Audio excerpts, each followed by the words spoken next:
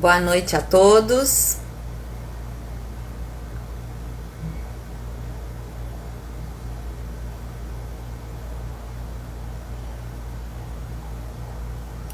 Boa noite.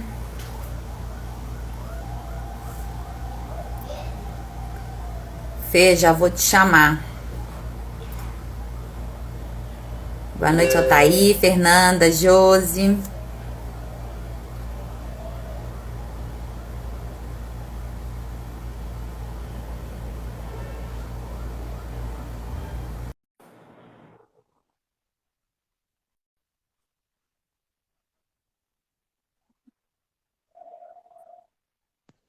Ana Laura, Camila. Boa noite, Fernanda. Boa noite, vocês me ouvem bem? Sim, tá me ouvindo bem também? Sim, tá ótimo aqui. Vamos esperar só mais um pouquinho, Fernanda, para mais pessoas entrarem. Ótimo, boa noite a todos que estão aí, Altair, Josi, Ana Laura. Obrigada pela presença. Daqui a pouquinho o povo começa a entrar, começa a chegar gente. Isso. Vou começar me apresentando, depois você se apresenta, Fê, e aí a gente começa, tá bom? Ótimo. Meu nome é Daniele, eu sou presidente fundadora da ASPAS, Associação de Pais de Autistas de São João del Rei. Dia 2 de abril foi comemorado o Dia da Conscientização do Autismo, Dia Mundial da Conscientização do Autismo, e nós estamos durante todo o mês de abril fazendo lives com profissionais que trabalham em prol da inclusão, do autismo, que são apoiadores da associação, e tem muita coisa ainda para o restante do mês, né? Nós já tivemos algumas durante as semanas, estão todas aqui no nosso Instagram, no YouTube também estão as publicações e no Facebook. Essa semana foi uma semana muito bacana, assim, de muito conhecimento, de rever pessoas que há algum tempo eu não via, né, por causa da pandemia. Então, além de ser motivador, porque é um assunto que a gente gosta muito, também é um assunto que traz os amigos de volta. Fernanda, se apresenta, por favor. Boa noite a todos, muito obrigada pela presença. Meu nome é Fernanda, eu sou professora da Universidade Federal de São João del Rei, no curso de Letras, Língua Inglesa e Suas Literaturas. E também sou fundadora da ASPAS, junto com a Dani. Embora eu não participe da diretoria, eu apoio bastante as causas da ASPAS. Nosso braço direito, esquerdo, perna. Fê, vamos lá. O nosso assunto é um assunto que me traz coisas muito boas. Eu tenho uma admiração por você enquanto pessoa, né? Sempre tive. E quando a gente fundou a Aspas, essa admiração só cresceu. Porque eu pude ver uma parte de você que eu não tinha acesso, que é a sua profissão. E foram inúmeras vezes que você me motivou e enriqueceu a minha vida me ensinando sobre autismo, sobre inclusão, é, sobre autismo principalmente, né? A gente fala sobre trabalhos acadêmicos, TCC, projeto da Aspas, e você sempre disposta a me ensinar, o nosso índiozinho, sempre disposta a me ensinar e me explicar e a lutar muito pelas coisas da associação também. E uma das coisas mais legais que eu pude acompanhar durante esse convívio que a gente foi cada vez mais estreitando foi a oportunidade que você dá para os seus alunos, né, e para os alunos dos outros cursos também, de tratar um tema que nem todos têm acesso dentro da universidade, que é a inclusão. Eu queria que você contasse um pouquinho para a gente por que você decidiu fazer isso, né? Desde quando que você conseguiu, que você começou a fazer isso e qual que é a importância disso na formação desses alunos? Então, Dani, assim, o meu interesse pela questão da inclusão, ela vem de longa data, assim, né? Eu, por exemplo, fui uma das poucas alunas que cursei Libras numa época em que não era obrigatório, nem existia Libras na faculdade. Eu paguei um cursinho de Libras Na época, fiz junto com uma prima que me incentivou muito, e a gente estudava junto, a gente brincava muito, mas não sei o suficiente de Libras, aliás, não sei quase nada, porque a abordagem na época era tão inicial, o ensino de Libras para ouvintes ainda, assim, pelo menos onde eu fiz, né, que a abordagem ainda era muito focada no método de gramática e tradução. Na verdade, só a tradução, né, gramática da língua não tinha. Então, eles ensinavam a palavra tal é tal sinal, a palavra tal é tal sinal. De forma que, às vezes, eu sei alguns sinais, mas eu não consigo estruturar uma frase completa com sentido, porque sai, tipo, a língua de sinais praticada em português, quando eu consigo saber todos os sinais.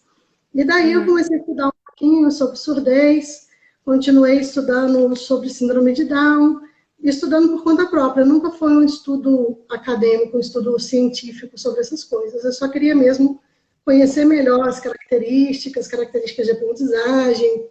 Sempre me interessei muito. Não sei porquê, não consigo explicar a motivação, mas sempre achei isso muito importante. E depois, quando me tornei professora universitária, não foi desde o início que eu tive essa oportunidade, né? Então, na primeira instituição onde eu lecionava disciplinas que eram estritamente ligadas à língua inglesa em si, né? Como sou professora do curso de língua inglesa, mas quando eu cheguei na Federal de São João del Rei, tinha uma disciplina que tinha um nome muito interessante, em primeiro lugar, né? Antes de eu conhecer a disciplina, ela chamava Dimensões Sociais da Profissão do Professor, em que eu podia trabalhar todos os aspectos sociais que englobassem essa profissão. E dentro deles, um dos aspectos que é quase nunca explorado nas licenciaturas é a questão da inclusão. E é uma questão extremamente relevante na formação de professores, porque todas as nossas leis, há longas datas, né, há muitos anos, preconizam que os alunos com necessidades educacionais especiais, e aí eu estou usando aqui o termo que a Declaração de Salamanca, que é mais voltada para a educação, usa, né, mas a variação de termos é enorme, estejam em salas regulares. E, no entanto, a gente ainda vê que uma parte muito grande da sociedade, de forma, talvez, de desconhecimento, ou por ter acesso, talvez, só a um lado do discurso, ainda se baseia muito naquela ideia de que não, como que um aluno vai se beneficiar estando no meio dos outros que não são iguais a ele, né? E o maior benefício da educação é a diversidade, é a multiplicidade de personalidades, de formas de ser. Isso a gente ganha muito na sala de aula, um aprender com o outro e da forma que o outro aprende, né? Inclusive, isso faz com que os professores precisem variar as formas de ensinar, de forma que mais alunos aprendam. E não ficar só no mesmo método e daí só aqueles que aprendem daquela forma conseguem aprender. Então, as vantagens são muito grandes. Então, nessa disciplina, eu tive a oportunidade, já no primeiro semestre, de começar esse trabalho, incluindo questões da inclusão nessa disciplina, e daí já tive assim, resultados muito interessantes, sabe? Relato de uma aluna que é muito querida para mim, professora Brenda, de inglês também. Já no semestre, ela teve a oportunidade de trabalhar com uma criança autista no cursinho que ela lecionava, e me deu retorno de como que tinha sido importante a gente ter tido essas discussões, né? E assim, cada vez que eu leciono essa disciplina, eu tenho novas visões, né? Porque eu sigo estudando sobre isso, né? É uma coisa que eu falo muito com os meus alunos, a gente não ensina só aquilo que a gente já sabe. O professor ensina aquilo que ele aprendeu, mas ele tem também a obrigação de aprender para ensinar. Então, muitas coisas eu não sei e eu estudo muito para tentar ensinar para os meus alunos. E muitas vezes, mesmo estudando, eu continuo não sabendo, e aí eu convido meus amigos, né? O Altair está aí, é meu parceirão aí de me ensinar junto, no mesmo momento em que ele ensina aos meus alunos, ele também me ensina sobre essas coisas nas minhas aulas. Ele participa mesmo como um palestrante um dia nessas minhas aulas. Esse semestre eu tive 4 convidados já, foi a Silvânia, foi o Altair, o Valdir e também a Fernanda, da Psicologia, que tem feito uma parceria muito interessante, um trabalho também muito interessante agora no mestrado da Psicologia na área de escolar educacional. Então, assim, eu não só ensino, mas ao ensinar eu aprendo também. Então, acho que é muito importante para eles e para mim, porque eu e a maioria dos meus alunos, porque eu faço essa pergunta a eles toda vez que eu inicio essa disciplina, nunca tiveram um coleguinha com qualquer tipo de necessidade especial em sala de aula, ou quando teve, era de forma muito velada. Era assim, ah, não, mas não faz isso com o coleguinha, porque não é bem assim, né? Não, o coleguinha vai um pouquinho mais devagar, mas está tudo bem. Nunca teve uma conversa, um nome para isso. Não que o nome, o laudo, seja importante, mas Uhum. era de uma forma que jamais poderia ser caracterizado como uma necessidade educacional especial ou menos ainda como uma deficiência. Então, são visões muito diferentes. E não tratar isso como ele é uma pessoa com deficiência, acaba criando mais barreiras ainda para as pessoas com deficiências, né, Fernanda? Porque você começa você continua, na verdade, você começa não, você continua com o estereótipo de pessoa com deficiência, aquele que não faz nada. E isso não é verdade, né? Só reforça isso, né? Como se aquela criança, não, ele não dá conta dessas outras coisas. Vocês fazem X e ele nessa parte não faz. Isso não é inclusão, né? Inclusão Uhum. é quando as pessoas podem participar de tudo e têm condições de participar disso porque as atividades são adequadas a essas pessoas. Exatamente. Fernanda, conta um pouquinho sobre um projeto que eu acho o máximo, que é o Inglês na Zona Rural. Então, esse projeto é um projeto pelo qual sou muito apaixonada. Ele começou pelo convite de uma pessoa muito querida, um professor muito querido, né? Da psicologia, professor Denner.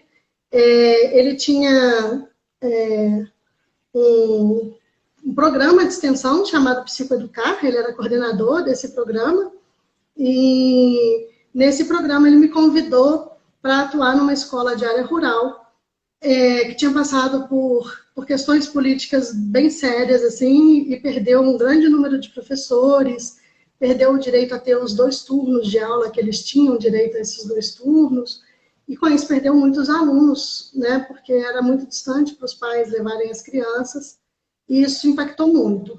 E é uma escola que já tinha uma mentalidade de muitos projetos, muitas oficinas na escola. Então, as professoras de lá apostavam que se elas levassem a língua inglesa, isso seria um diferencial para os alunos. E aí esse professor então me convidou, disse, Fernanda, eu não sei exatamente se é a língua inglesa que essas crianças precisam, mas eu tenho certeza que eu confio nas professoras. Então é o que eu quero levar para lá. Você tem condição de me ajudar? Eu falei, olha, nós temos uma abordagem de ensino de língua inglesa que talvez seja muito propícia para essas crianças, né? Que é uma abordagem que nós não ensinamos a língua, nós ensinamos através da língua. Então, nós vamos lá, nós fazemos todo o contato em língua inglesa com as crianças, conduzimos a aula em língua inglesa, mas a aula, por exemplo, é de matemática, é de ciências, é de biologia, é de geografia, é do que for que os Sim. professores estiverem precisando que a gente reforce ou querendo que a gente reforce. E aí a escola tocou esse projeto nosso, né, dentro do programa Psicoeducar, o professor Denner também tocou, e foi muito legal desenvolver esse programa, né, eu estou dizendo foi porque nós encerramos o programa no último dia 30, até a Ana Laura, que é uma das alunas que conduziam esse processo na escola, está aqui presente na live, né, e uma experiência brilhante. E com crianças de 4 a 12 anos, do pré até o quinto ano, né, até o fim do Fundamental 1.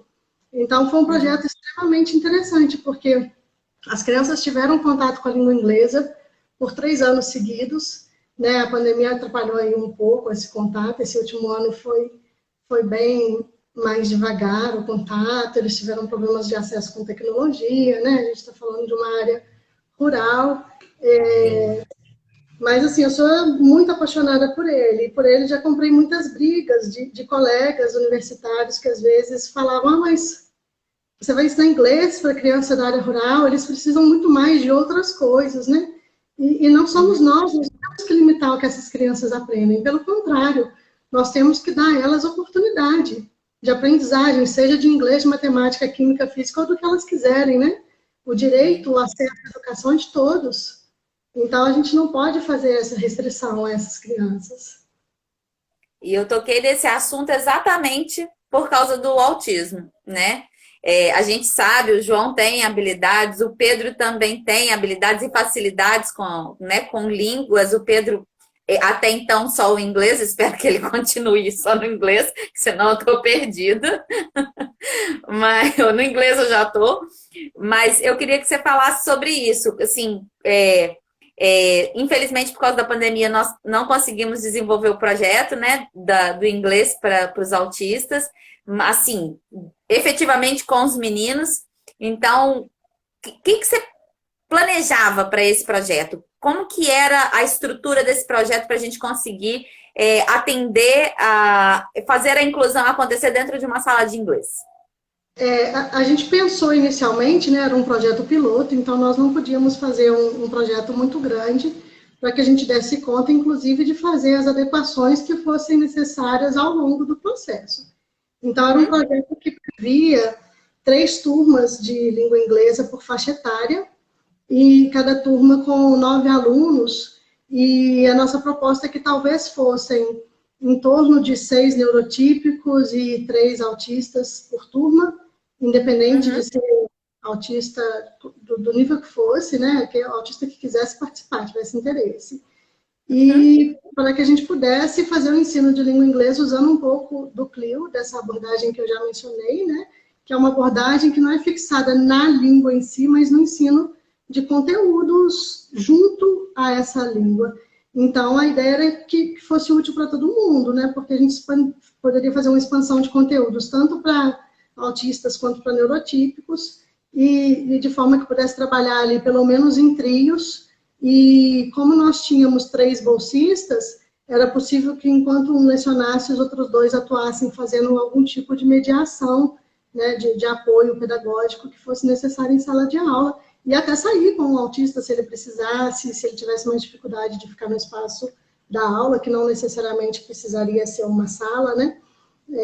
A nossa ideia inicial era tentar levar isso para dentro da sede da Aspas, porque era um espaço seguro para esses autistas e um espaço que a gente poderia usar o ambiente externo, né? Enquanto que na universidade eu estava tendo alguma dificuldade, não de conseguir o espaço, mas de visualizar um espaço que a gente pudesse sair com o autista da sala para ele ficar num espaço mais aberto, caso ele precisasse. Então, a nossa ideia é essa. Infelizmente, a gente ficou com esse sonho de colocar esse projeto de extensão em funcionamento. Ficou um sonho, mas uma alegria muito grande de ter podido colocar esse projeto, pelo menos no papel, de ter tido muitos alunos que abraçaram esse projeto, desses alunos que abraçaram adequações que foram enormes, enormes, né? Não corresponderam à prática de forma alguma, mas fiquei muito feliz, porque nós estudamos muito, muito sobre autismo, nós buscamos informação de qualidade, foi muito importante para a gente, assim mesmo. Assim, que fique, né, nesses alunos, e eu acho que é aí que é a grande chave disso tudo, que fique nesses alunos gravada, essa sementinha, né? Eu costumo dizer que são sementinhas. Eu só descobri a minha sementinha quando eu encontrei todos vocês, que até então eu não sabia que era isso que eu queria para mim. E aí, quando alguém veio ali e botou a sementinha em mim, eu floresci. Então, eu acho que o mais importante é isso, sabe? Essa sementinha que você plantou nesses meninos, que com certeza eles saem da universidade com um olhar completamente diferenciado, principalmente, né, para o autista ali, para a inclusão como um todo, mas com os autistas que eles viram, detalharam, estudaram, buscaram informação. Eu acho que é muito importante esse trabalho. Você acha que o currículo das universidades ele está apto hoje para oferecer inclusão efetiva para os alunos de licenciatura? O currículo básico? Não, ele não está. Ele não está na maioria das licenciaturas, né? O estudo acadêmico teórico que eu tenho sobre isso é de 2009, da Gatti e Nunes, é uma referência de artigo. E ele mostra com clareza que mesmo quando a Libras já era obrigatória, ainda assim muitas universidades tinham única e exclusivamente a disciplina de Libras, com qualquer ponto de vista a respeito de inclusão, a respeito de necessidades educacionais especiais, né? Então, era o único que tinha. E assim, eu não tenho nenhuma dúvida de que nós não estamos preparados. Não é só eu, não é um curso ou outro, somos nós. Para que isso aconteça, Dani, é necessário que os professores, como um todo, consigam enxergar a necessidade disso e a importância disso tudo. Sabe, assim, eu faço muita coisa dentro do possível, mas são ações muito individuais, muito, assim, eu em uma licenciatura, outra professora em outra, e isso precisa ser encampado como um todo, né? E eu digo muito para os meus alunos sobre isso, que muitos de nós também não se preocupam em se preparar, porque nunca tiveram a oportunidade de ter um aluno que necessitasse desse tipo de coisa em sala de aula. Então, esses alunos ainda não estão chegando na universidade. Mas eu tenho uma expectativa, assim, muito esperançosa de que muito em breve todos eles precisem enfrentar esse desafio, sabe? Porque nós temos visto cada vez mais autistas, né? Cada congresso que a gente vê um aluno que chega perto da gente e fala, olha, aqui na universidade eu nunca falei do meu diagnóstico, mas eu sou autista e essa fala de vocês me traz muita coisa. Nós já vivenciamos isso, nós duas juntas, algumas vezes, né? Na fila do RU, uma aluna veio dizer, professora, eu estava conversando sobre autismo, um aluno da medicina me deu o telefone dele para você entrar em contato com ele, porque ele é autista. Então, a gente vai descobrindo essas pessoas que já estão lá, né? É muito importante dizer que eles não têm nenhuma obrigação de mostrar o laudo para a universidade, mas que, caso eles necessitem dessas adequações, necessitem de algum apoio por conta disso, eles têm esse direito, né? Porque a lei preconiza que as adequações em todo o percurso escolar, ela não exclui o processo universitário disso. E assim, eles têm esse direito e tem setor para procurar, né? No caso da UFSJ, é o SINAC, mas eles têm esse direito e, caso queiram, podem procurar. Então, é isso que eu estava dizendo, assim, que a ideia é que em breve esses professores precisem passar por isso. E aí, na medida em que eles precisarem, talvez eles consigam perceber da importância de trazer tudo isso para a sala de aula, para os alunos deles. Porque os meus alunos, os nossos alunos hoje, sem dúvida alguma, encontrarão essas diversidades na sala de aula. Sem dúvida alguma, não tenho nenhuma dúvida. Seja em cursinho, seja na aula regular, colégio particular, colégio público, onde quer que eles queiram lecionar, eles vão encontrar esses alunos em sala de aula. E precisam estar minimamente preparados para isso. Eles precisam saber que ali é sim o lugar daquele aluno. Eu acho que é muito o que a gente normalmente fala com os professores quando a gente leva alguma palestra, né? Se você ainda não teve ou não tem um aluno autista, se prepara, porque tem 3, 4 em cada sala, né? E a tendência com isso é que esses meninos realmente cheguem à universidade, né? Cheguem à universidade, tanto... Eu acho que é tão importante esse processo de inclusão acontecer deles pequenos e eles chegarem na universidade, quanto esses professores estarem preparados para recebê-los, porque cada vez mais o número é maior. E aí não adianta mais ter a desculpa de que, eu nunca tive um aluno, eu não sei como fazer, né? Tá aí, a diversidade está aí, não são só alunos com deficiência que estão, né, que estão aí no ambiente escolar, são meninos com vários outros transtornos que não estão incluídos como deficiência, mas que também precisam desse suporte, desse apoio, né? Eu sempre falo da palestra do Altair, inclusão para quem, né? Para quem? Tem um monte de gente que precisa de inclusão. Hoje mesmo, batendo papo com o Valdir, ele me falou de uma situação de inclusão que não era absolutamente nada do que a gente, quando pensa em inclusão, né, a gente projeta aquela imagem. E aí, eu acho que é aí que a gente começa a pensar, né? Se a gente, de onde vem essa estrutura? Lá de cima, né, da formação desses docentes, se a gente faz... eu queria uma Fernanda em cada curso da universidade, eu também. Eu também, Altair. Então, assim, se a gente começa lá de cima, né, trazendo formação para esses professores que vão encontrar em algum momento da sua vida, agora acredito que eles estão encontrando mais cedo ainda, né? Os alunos com deficiência, ou algum aluno que precisa de algum tipo de inclusão, eles saem com um olhar diferenciado da universidade se eles tiveram pelo menos acesso. Foi o que eu falei outro dia com a Ana Catarina, que eu tenho certeza que o curso de medicina, essas turmas agora, dos 3 últimos anos para cá, eles saem com uma bagagem, uma experiência, porque a gente sempre toca nesse assunto, e aí a universidade vai e faz um simpósio, faz uma palestra, sempre traz esses assuntos. Então, com certeza, aquele médico pediatra, aquele médico neurologista, né? Acredito que isso também puxe neurologista, psiquiatra para essa área, porque desperta nos meninos, né, dentro do universo acadêmico, a pesquisa nessas áreas. Então, assim, eu acho que é muito válido e muito bom a gente ter esse olhar do profissional voltado para a inclusão. Seja ela dentro da própria universidade, como você falou, do acolhimento desses alunos na universidade, dos alunos com deficiência, quanto na formação dos professores mesmo, né, Fernanda?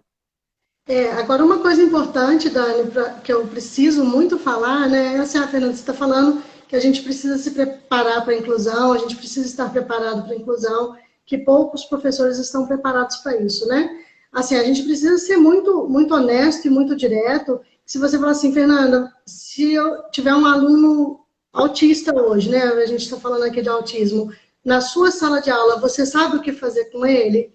Gente, cada ser humano é único. Então, se a gente não tem resposta pronta para o processo de inclusão, estar preparado para a inclusão, o que a gente está conversando, assim, né? E é o que eu levo para os meus alunos, é minimamente buscar compreender aquela pessoa, como ela é, o que ela gosta, o que ela faz, o funcionamento de como ela aprende, para poder recebê-los e, sobretudo, conhecer esses dispositivos legais, dispositivos práticos que essa pessoa tem direito na sala de aula, né? Para que a gente não receba esses alunos sem qualquer conhecimento a respeito dos direitos dessas pessoas, a respeito de como eles aprendem, do que nós podemos fazer por eles, né? Porque, assim, preparado, qualquer um aqui que diga eu estou preparado para a inclusão, para mim não é uma verdade, porque preparar-se para a inclusão é estar pronto para a diversidade, é estar pronto para aquilo que não tem resposta. E não tem resposta nem do se estou fazendo certo ou errado, mas a gente tem que estar disposto a tentar de muitas formas, às vezes. Às vezes, de muitas formas. A grande questão que eu coloco quando nós estávamos no último ou penúltimo semestre presencial que tivemos, uma colega me procurou, Fernanda, eu vou dar aula num outro curso, eu não sei qual e eu recebi do coordenador do curso um e-mail que me diz, você terá um aluno autista. E aí mandei um e-mail para o professor de volta, perguntei assim, o que isso significa? O que você quer me dizer com isso? O coordenador, não sei, eu só tenho esse laudo e preciso informar os professores. E aí eu não sei o que fazer. Eu falei, bom, então eu vou te sugerir um único artigo teórico em que você vai ter uma visão bem ampla e a gente pode sentar um pouco e conversar sobre isso. Então, assim, pode ser que esse aluno que você vai receber não esteja à vontade para fazer trabalho em grupo. Pode ser uma característica. Mas pode não ser. Pode ser que para ele o trabalho em grupo seja uma forma dele conseguir se organizar melhor. Então, assim, a gente precisa ir pensando nesses podem ser, para que você tenha pelo menos de onde partir para conversar com o seu aluno, para ver o que atenderia às necessidades dele, o que o ajudaria a aprender melhor. Então, pelo menos funções básicas a gente precisa ter, para que a gente saiba saber de onde... Saber o que é, né, Fernanda? Saber um pouco do que é, um pouco das características, né? Isso não resolve o problema. Mas isso ajuda muito, muito, porque né, quando essas questões chegam para a gente, elas chegam em forma de laudo. E cada laudo diz um pouquinho. Ele não diz tudo da pessoa, né? A gente tem aí essas lives todas durante a semana que estão nos provando que o autismo é muito diverso, mas tem que ter algo, pelo menos, em comum ali, né? Algumas coisas que baseiam o diagnóstico. E isso pode nos ajudar uma forma na sala de aula, né? Não estou dizendo que nossa sala de aula vai, de forma alguma, adotar qualquer coisa relacionada a modelo médico. Não é isso, não me interpretem mal. mas pode ser uma forma de nos orientar, pelo menos na teoria que a gente pode buscar. Eu acho que você entender aquela pessoa, entender o que é o autismo, te dá uma possibilidade enorme de, diante de uma crise, por exemplo, você conseguir entender o que está acontecendo e tentar ajudar, né? Eu acho que nem é sobre uma crise, não, mas você conseguir entender que aquele aluno não consegue fazer trabalho em grupo, você conseguir entender que aquele aluno precisa sentar na mesma carteira, que ele tem, né, que ele tem rotinas rígidas, então que o horário da aula vai ser rígido para ele, pode, né? Pode ser rígido para ele. Eu acho que tudo isso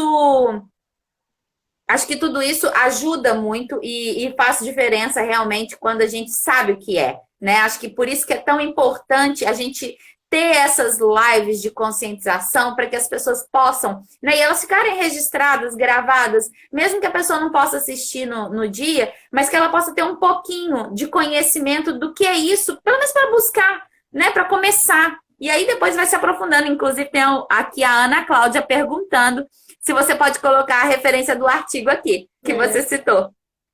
Aninha, esse artigo, o Altair está aí, a Thalita também, a Ana Laura também, eles podem me ajudar um pouquinho, que eu não vou saber o nome dele de cor. Mas o livro, acho que chama O Aluno com Autismo na Escola.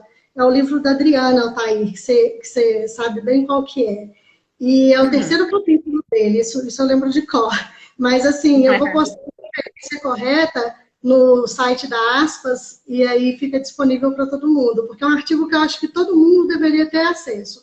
Inclusive, o título do artigo eu não acho que ele aparenta ser tão interessante quanto ele é, mas para mim é o artigo mais completo sobre autismo para quem é iniciante no assunto, assim, sabe?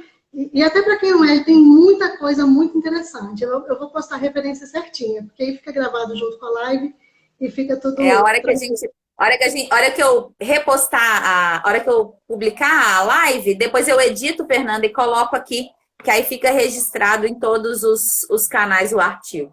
Maravilhoso. Se você pudesse incluir uma disciplina obrigatória no currículo da universidade, se você pudesse ter esse poder de incluir, o que você acha que deveria ser uma pontinha para a gente começar a modificar esse cenário da formação desses docentes, Fernanda? Essa questão mesmo da inclusão, ô Dani, precisa ser uma disciplina bem ampla, né? Porque a inclusão não pode ser restrita. Ela precisa falar dos direitos, ela precisa falar desses benefícios da convivência conjunta, tanto para neurotípicos quanto para autistas.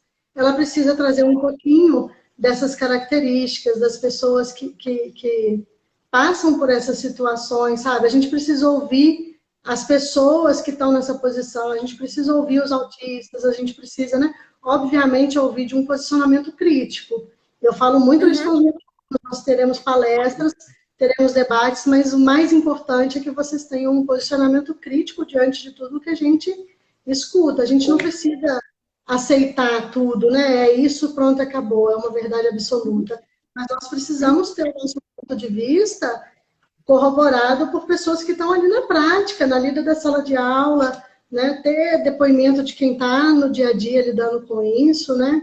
Com a sala de recursos, entender a diferença da sala de recursos para a sala de aula. Isso é essencial, porque a visão social ainda é muito preconceituosa, é uma visão que ainda duvida da necessidade e dos benefícios desse aluno estar incluído na sala regular. É verdade, é verdade. Duvida-se muito, né? Eles não, realmente não, as pessoas tendem a não acreditar da capacidade deles, é impressionante. Por isso que eu acho que é tão importante, sabe? Tem hora que eu fico pensando, eu sempre falo do Pedro, conto as coisas do Pedro, mas eu acho que é importante, sabe, Fernanda, a gente fazer mostrar, né? Mostrar o que os meninos estão fazendo, como eles estão fazendo, porque acho que tem coisa que a gente só consegue quando a gente mostra, sabe? Que é possível, que é capaz, que eles são capazes, né? Eu acho que se é um direito que a gente tem básico, que é a educação, ela tem que estar preparada realmente para receber esses meninos. E como eu já falei também na live, acho que foi com, não sei se foi com a Silvana, se foi com a Beth, acho que foi com a Beth. Eu falei para ela, eu realmente acredito que a educação é a base estrutural para esses meninos, sabe? Eu realmente acredito nisso. Por isso que quando eu falei, poxa, é esse o caminho que eu falei, não, eu quero fazer educação especial exatamente porque é isso. Eu quero eles, eu quero pegar eles, eu quero mostrar o potencial. São eles que eu quero, sabe? Porque eu acho que a gente se doar um pouquinho, né? Lógico que tem uma pontinha de interesse, porque eu tenho um filho autista, mas assim, eu não penso só no Pedro, sabe? Eu penso na oportunidade que esses meninos têm de poder se desenvolver com coisas muito simples, entre aspas, né? Mas assim, com modificações pequenas, às vezes, eles conseguem fazer uma atividade que foi duvidada que eles fariam, né? Às vezes, tirar uma folha de atividade com 6 atividades, 6 números de atividades, a gente coloca uma e o menino dá conta de fazer, né? Ele consegue visualizar e entender o que você quer. Então, assim, eu acho tão interessante esse processo que os meninos passam quando a gente começa a olhar para eles com um olhar diferenciado e dá oportunidade, né? Às vezes é só dar oportunidade. Mas eu acho também que esse processo vindo da universidade, de formação dos professores, eu acho que ele tem um impacto grande, né? Porque ele desperta em pessoas aquilo que às vezes não tinha despertado ainda, porque nunca tinha tido contato com uma criança com alguma deficiência, com algum autista, e assim, a maioria das pessoas acaba se apaixonando, né? Tem uma frase que. Obrigada, Thaí. A Thaí está colocando a referência aí para mim, ó. O aluno com autismo na escola, da Adriana Araújo Pereira Borges. Esse mesmo. Obrigadão, Thaí. Então, tem uma frase que a gente escuta, né, e vê nas redes sociais, muito relacionada ao ativismo aí do autismo, que fala mais ou menos assim, né, mãe, não espere o autismo bater na sua porta para saber sobre autismo e ensinar sobre autismo para os seus filhos neurotípicos, né? Eu acho que falta muito disso nas universidades, sobretudo com os professores. Professores, não esperem o autismo ou qualquer outro tipo de necessidade de inclusão bater na sua porta para você saber minimamente sobre isso. Não espere, porque você não estará preparado para absolutamente nada, você não saberá nem por onde começar. Né? Então, eu acho que o diferencial grande que tem em relação a isso é que quando você está previamente preparado, você tem um ponto de partida para buscar as informações que você não tem. Como eu disse, né? Não é para ter resposta pronta. Se você tem resposta pronta para a inclusão, sua inclusão está errada. Está errada. Se a resposta é pronta e é aplicável a todos, ela está errada. Então, você não pode esperar que isso aconteça para que você saiba de onde partir. Você não pode ficar nessa inércia, né? Não podem, meus colegas da universidade não podem fazer isso, meus alunos, principalmente, não podem fazer isso, sobretudo se fizeram essa disciplina comigo, porque eu não consigo acreditar que depois de tanto que a gente debate, seja possível que eles saiam sem essa percepção, sabe? Uhum. Eu tinha uma pergunta exatamente isso. Qual é o conselho para os docentes e para os discentes? Eu acho que é bem isso mesmo. Não adianta esperar bater na porta, porque vai bater. Vai bater. Vai bater. Meus E precisa alunos, estar preparado. colegas também. Eu espero que em breve, sabe, assim, que seja em breve, que todos os meus colegas possam, em breve, precisar de informações a respeito de como lidar com o aluno autista na sala de aula das universidades. Eu espero que isso aconteça bem em breve.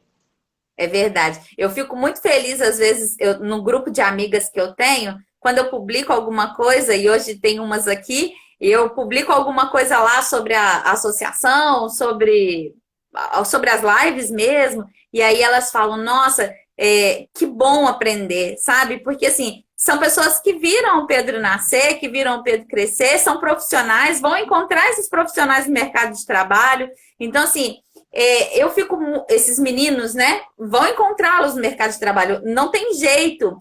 Se a gente olhar um pouquinho dessa história, né, do autismo, cada vez mais eles estão chegando na universidade, ou seja, eles vão chegar ao mercado de trabalho cada vez mais, né? Se a gente der a oportunidade de ser acessível, se a gente der a possibilidade deles chegarem ao mercado de trabalho, eles vão chegar. Então, assim, eu fico muito feliz de poder contribuir com a minha amiga, né? Com as amigas que viram Pedro crescer, e quem sabe um dia os filhos dela, que também têm contato com o Pedro, vão ser amigos de profissão, não sei, né? Eu não sei o dia de amanhã. Mas assim, eu acho que isso é o que eu comecei a conversar lá na frente com você. Eu acho que é a sementinha que a gente vai plantando e que vai florindo e que vai, né, brotando em cada um. E eu acho que é muito importante a gente fazer esse trabalho de formiguinha, mas essa formiguinha vai crescendo, né? Você vê, ó, você já me apresentou o Altair, eu já catei o Altair um cadinho também. Aí, o Altair falando aqui, ó. É o meu sonho que as universidades fiquem cheias de pessoas autistas. É verdade, eu também tenho, sabe? Nossa, eu tenho muito orgulho. A Fernanda sabe qual foi a minha reação a hora que a menina veio falar pra gente, né, que era autista. Depois eu falei, ai, desculpa, porque eu fiquei tão emocionada, não por ser assim, né, que não seria possível, mas é que aquilo enche a gente de esperança de tal forma, porque é possível fazer. Lógico que eu acredito que ainda hoje, os meninos que estão, os autistas que estão na universidade, eles sofreram muito e possivelmente ainda sofrem muito, porque tem questões que a gente sabe, principalmente sensorial, social, que é muito difícil para eles e é característica do autismo. Então, eles têm isso em algum grau, né? Então, a gente sabe dessa dificuldade. E aí você chega e encontra uma menina que vem e fala com você, eu vou te apertar, né? Porque é uma sensação muito gostosa, né, Fernanda? A Dani não resistiu, já saiu logo abraçando a menina, nem sabia se a menina Dei queria logo um saber. abração.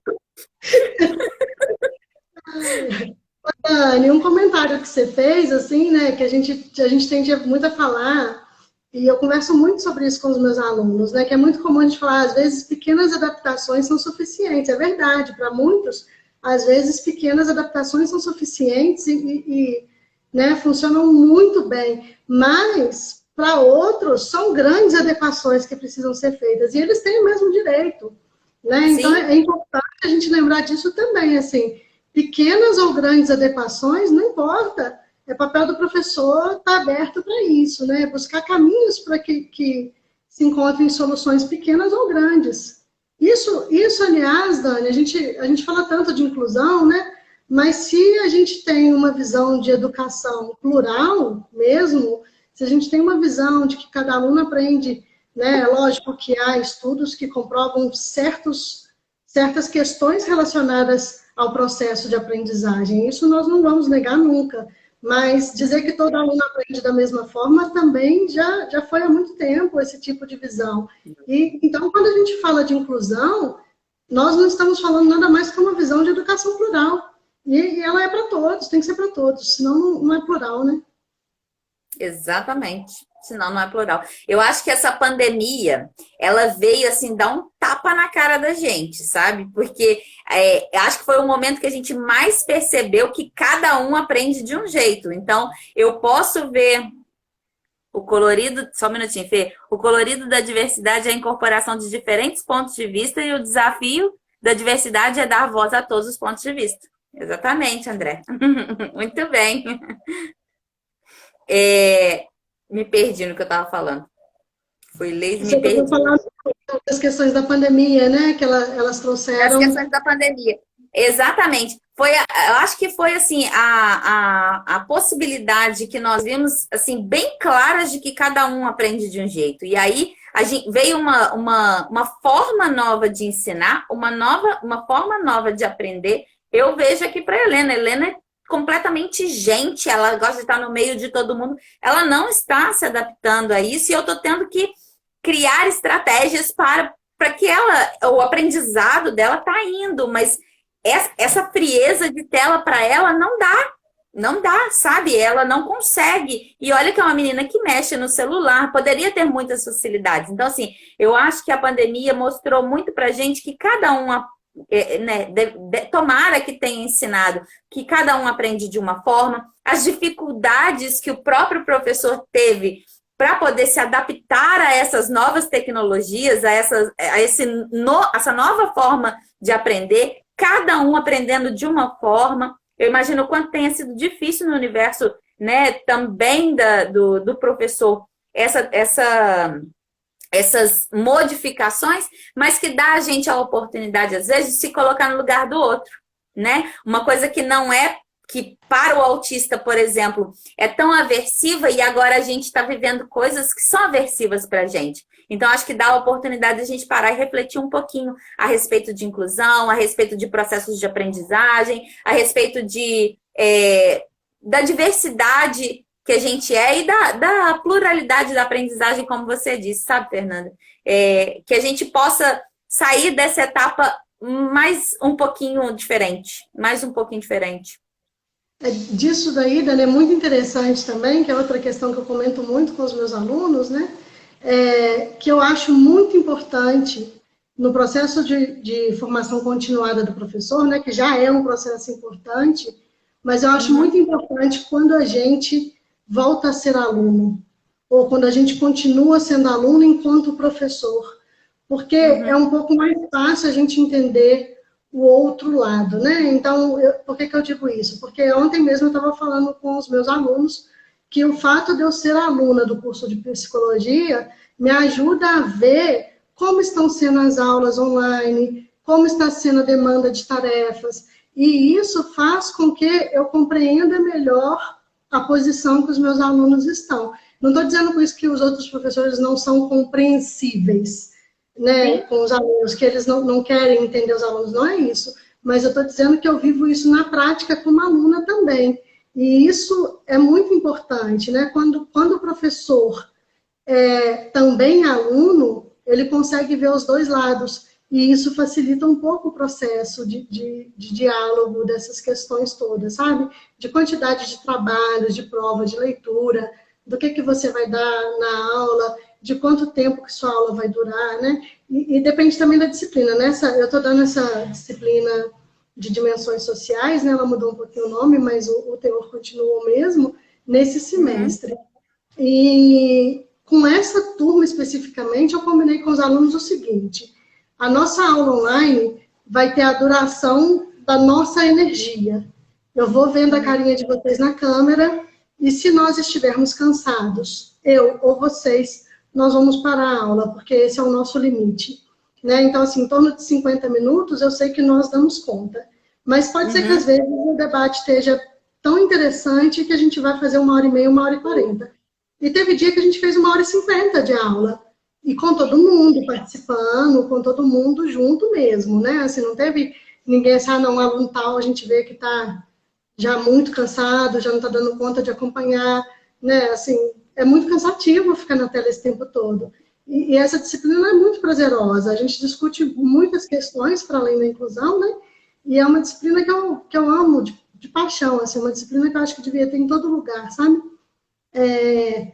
E tem dia que rendia mesmo, e a gente foi a aula toda.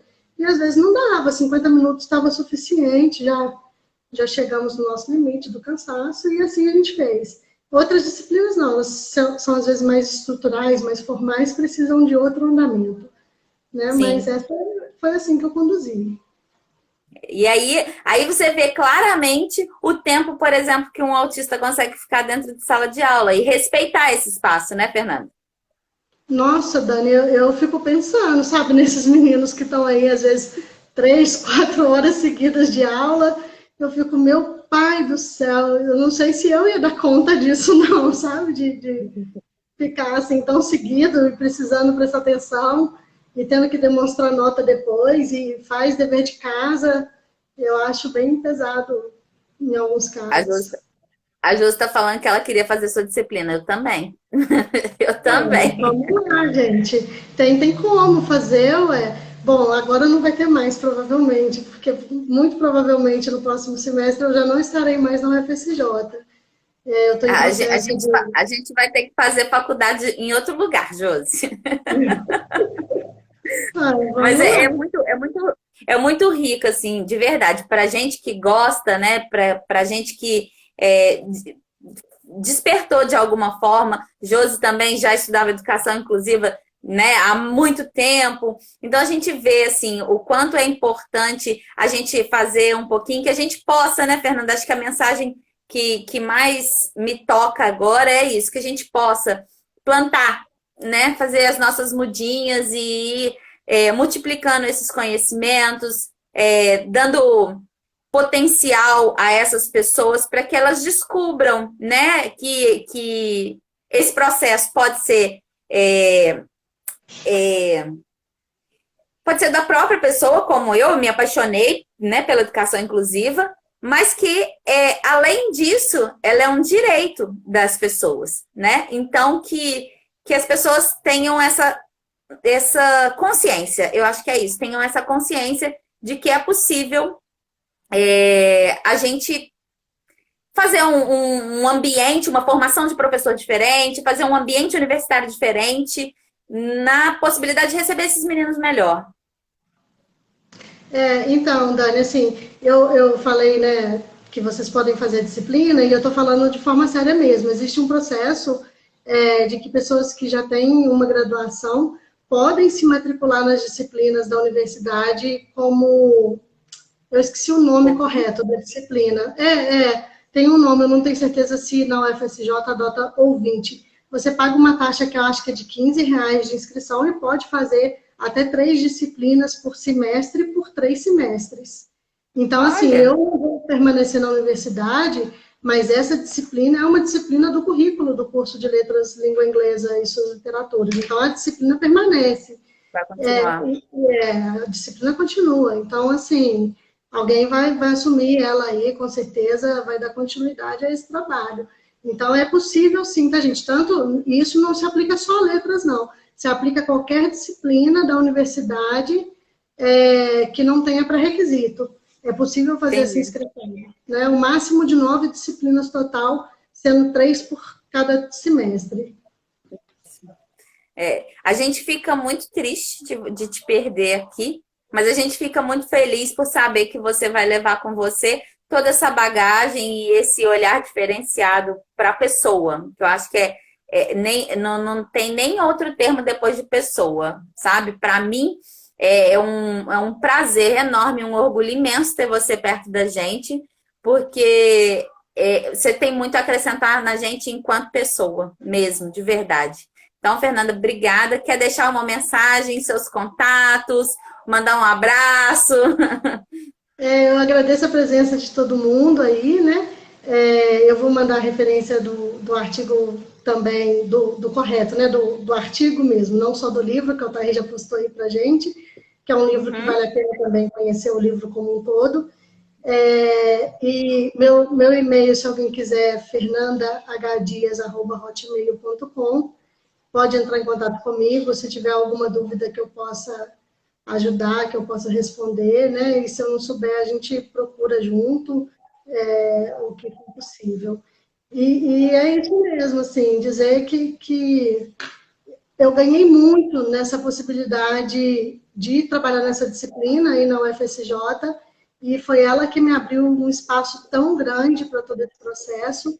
Eu tinha um prazer enorme, tenho um prazer enorme com todas as disciplinas que eu leciono, mas meus alunos sabem disso, eu sempre falo com eles, eu tenho um carinho muito grande por ela, porque é uma disciplina que também me permite dar maior abertura para trabalhar temas que os alunos tenham interesse, que é uma disciplina muito, muito ampla, e assim, pedir aos meus alunos, sobretudo, né, que sigam por esse caminho, continuem estudando sobre isso, né, que se interessem pelos temas da inclusão de forma global, que não se fechem a uma única perspectiva, porque a gente vai achar aí, qualquer que seja a área, na educação, na psicologia, diversas correntes, às vezes correntes que veem essas questões até de formas opostas, mas que não se fechem a uma única corrente, uma única abordagem, mas que estejam abertos a aprender de todas as formas, né? Porque a questão da inclusão ela é muito ampla,